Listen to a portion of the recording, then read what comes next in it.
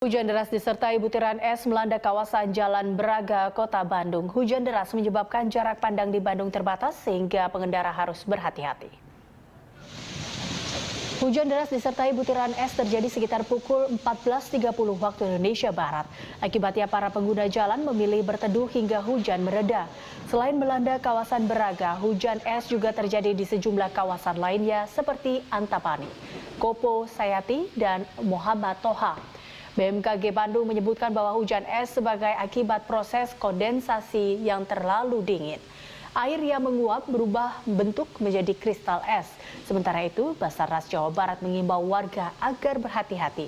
Pengendara diminta tidak memarkirkan kendaraan di bawah pohon besar, baliho, atau bangunan yang kurang kokoh. Sebelumnya beberapa kawasan kota Bandung sempat dilanda hujan deras disertai es. Puluhan pohon di sejumlah jalan tumbang akibat tidak kuat menahan angin kencang.